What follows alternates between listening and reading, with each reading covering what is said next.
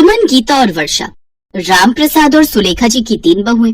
सुमन बड़ी बहू, गीता मंझली बहू और वर्षा सबसे छोटी बहू। बड़ी बहू सुमन और छोटी बहू वर्षा दोनों सगी बहनें थी, इसलिए उन दोनों में आपसी एकता बहुत थी। तीनों बहुएं अलग अलग रहती थी।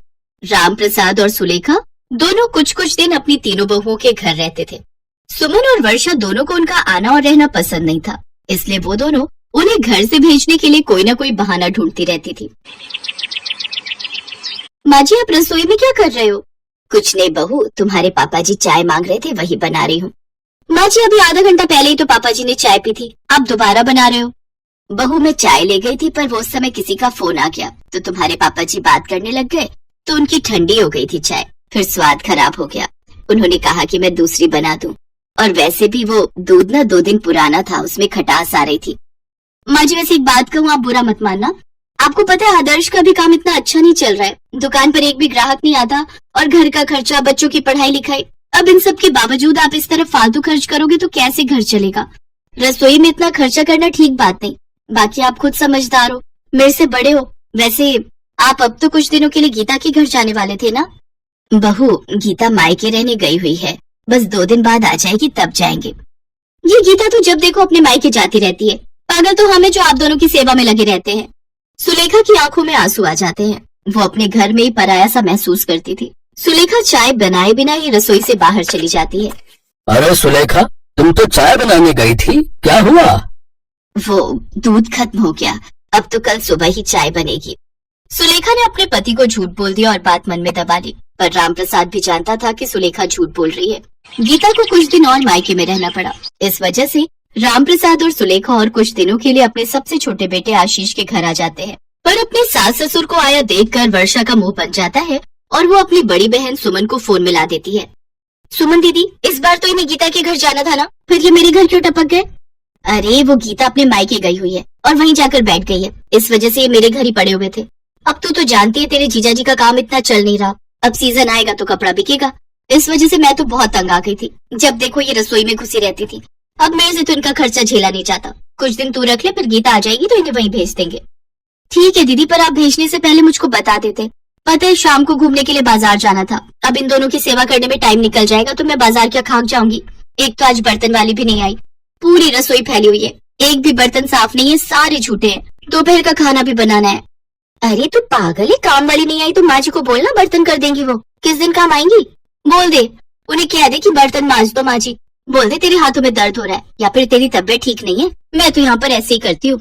सुमन की बात सुनकर वर्षा का दिमाग काम करने लगा और वो कंधों में दर्द होने का बहाना करने लगी।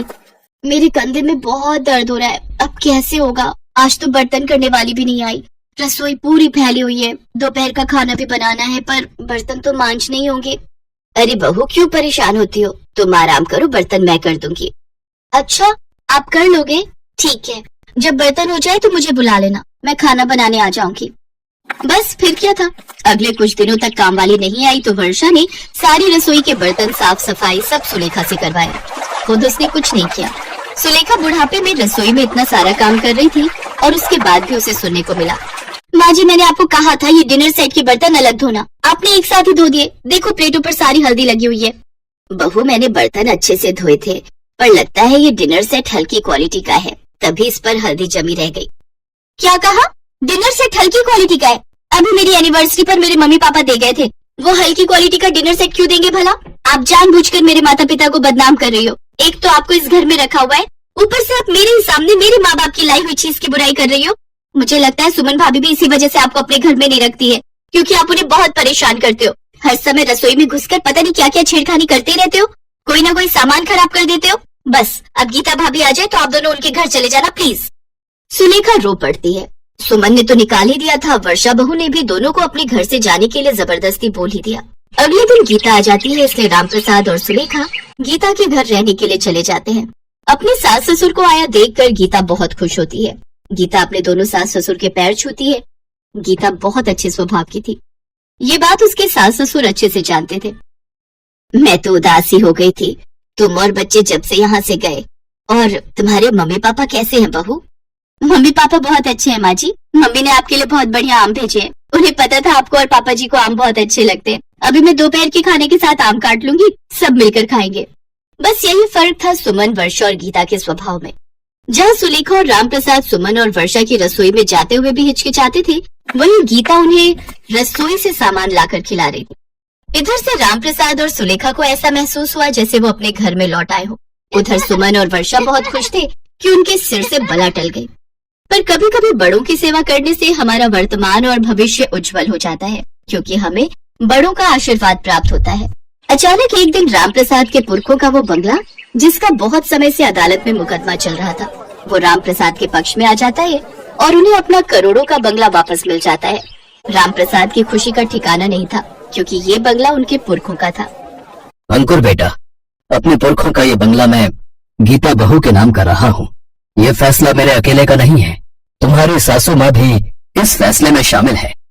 हाँ बहू, क्योंकि हम जानते हैं तुम हमारा अपने माता पिता की तरह ही ख्याल रखती हो, इसलिए माता पिता का जो भी कुछ होता है अपने बच्चों का होता है। बहू, ये बंगला हमारी तरफ से उपहार समझो। माँ जी, पापा जी, मेरे लिए तो सबसे बड़ा उपहार आप दोनों का आशीर्वाद है। माँ जी, अब आप सुमन भाभी और वर्षा के घर रहने मत जाना, अब आप हमेशा हमारे साथ रहोगे। मुझे हमारी काम वाली सरोज ने सब कुछ बता दिया था। सुमन भाभी और वर्षा ने आप दोनों के साथ बहुत बुरा व्यवहार किया, मुझे सारी बात पता है। बस अब और नहीं, अब आप दोनों हमेशा हमारे साथ रहोगे। उस दिन के बाद रामप्रसाद और सुलेखा अपनी मछली बहू गीता के साथ ही रहने लगे। सुमन और वर्षा को जब ये बात पता चली कि उनके ससुर ने पूर्वजों का बंगला गीता के नाम कर दिया है, तो उन दोनों का मुंह जरा सा रह गया, पर जिसने जैसा किया उसे वैसा फल मिला।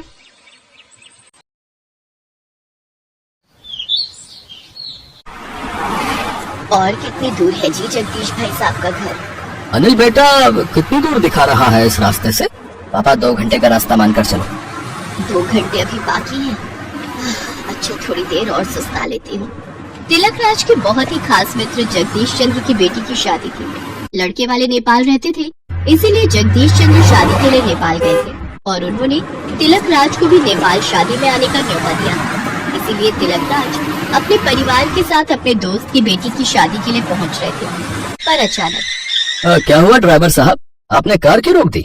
साहब, आगे रास्ता बंद है, शायद कोई चट्टान गिरी हुई है। अरे, अब आगे कैसे जाएंगे? भैया जरा सुनना, ये चट्टान कब तक हटेगी? कब तक रास्ता खुलेगा, कुछ बता सकते हो? भैया, कल सुबह तक तो ये रास्ता बंद नहीं रहेगा। अब तो शाम होने वाली है भैया, कल से पहले नहीं खुलेगा। शाम में कल तक इंतजार करना होगा, कल से पहले ये रास्ता नहीं खुलेगा। अब क्या करेंगे, हम तो यहाँ पर किसी को जानते भी नहीं है। जगदीश का फोन नहीं मिल रहा। पापा, यहाँ फोन के नेटवर्क नहीं आ रहे, लगता है ये कोई गाँव है। चाची, पानी भरने के लिए तुम्हें इतनी दूर आने की क्या जरूरत थी? मैं अकेली आ जाती। अरे गीता बिटिया, तू अकेले कितना पानी भर कर लाती और इसी बहाने मेरी थोड़ी सैर हो जाती। बहुत प्यास लगी है बिटिया, जरा सुनना, थोड़ा पानी मिल जाएगा? हाँ हाँ, ये लो माँ जी, ठंडा ठंडा मटके का पानी पियो। शुक्रिया बेटी। आप मुझे प्यार से गीता कहो, मेरा नाम गीता है। वैसे आप लोग यहाँ के तो नहीं लग रहे। हाँ, हम लोग दिल्ली से आए हैं। यहाँ काठमांडू में हमारे रिश्तेदार की शादी है, पर ये रास्ता बंद है और सब कह रहे हैं कि कल तक रास्ता खुलेगा। आप सब मेरे साथ मेरे घर चलो। क्यों चाची? अब आप नेपाल में हमारे मेहमान हो तो हम मेहमानों को गाड़ी में तो नहीं छोड़ सकते ना। जी, गीता बिल्कुल ठीक कह रही है। आप सब हमारे घर चलो और रात वहीं रुकना। यहाँ जंगल का इलाका है, जानवरों का खतरा रहता है। माँ, शायद ये लोग ठीक कह रहे हैं। वैसे भी तुम बहुत थक गई हो और रात गुजारने के लिए कोई तो जगह चाहिए ही। अब अनिल बेटा, तुम ड्राइवर के साथ गाड़ी यहीं लगवा दो, हम पैदल ही चलते हैं। आगे तो गाड़ी ले जाना ठीक नहीं रहेगा। अब ठीक है पापा, आप लोग चलो, मैं आता हूँ। सब लोग गीता और उसकी चाची के साथ उनके घर जाते हैं। गीता और उसके चाचा चाची सबकी बहुत सेवा करते हैं। साहब, गीता 2 साल की थी तब इसके माँ बाबूजी इस दुनिया से चले गए। तब से गीता को हमने अपनी बेटी की तरह ही पाला है और गीता ने भी हमें हमेशा माता पिता की तरह ही समझा है। हमारी और भी 2 बेटियां हैं, हम अपनी तीनों बेटियों से बहुत प्यार करते हैं। अब बस गीता के हाथ पीले हो जाए, उसके बाद हम अपनी दोनों बेटियों की भी शादी कर देंगे। वैसे कोई लड़का देखा है आपने? नहीं बहन जी, बस ढूंढ ही रहे हैं। अब हम इतने पैसे वाले भी नहीं हैं कि ज्यादा दहेज दे पाए, पर जितना हो सकेगा हम अपनी बेटी के लिए जरूर करेंगे। अच्छा लड़का मिल जाए तो हमारी चिंता दूर हो जाएगी। इतनी देर में अनिल भी गाड़ी लगवा कर आ जाता है। गीता बिटिया, एक थाली में दाल भात और ले आ। अभी लाई चाची। गीता अनिल के लिए भी दाल भात ले आती है। गीता देखने में बहुत सुंदर थी। अनिल उसे देख रहा था। गीता भी उसे देख रही थी। सब लोग बातें करने लगते हैं।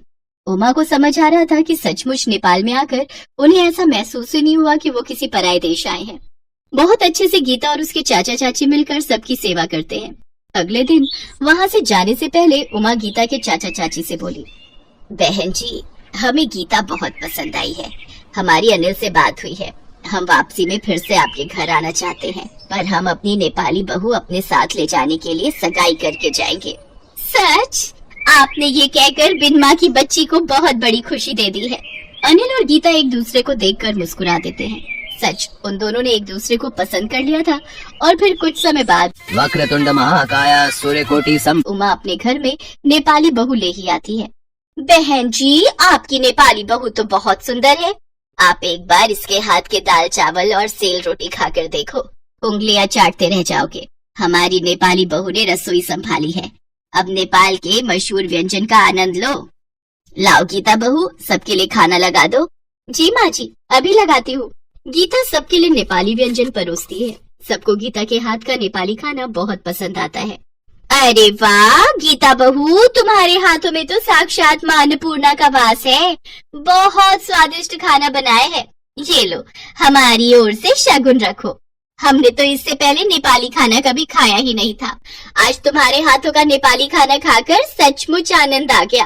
सब लोगों के मुंह से गीता जब अपनी तारीफ सुनती है तो वो बहुत खुश होती है। उमा बहुत खुश थी कि उसके घर में एक बहुत ही संस्कारी और सुशील बहू के कदम पड़े थे, जिससे घर में रौनक आ गई थी। उमा की नेपाली बहू ने आते ही घर और रसोई को इतने अच्छे तरीके से संभाल लिया था कि उमा की सारी चिंताएं दूर हो गई थी। गीता भी खुश थी कि उसे उमा के रूप में प्यार करने वाली माँ जैसी सास मिल गई थी।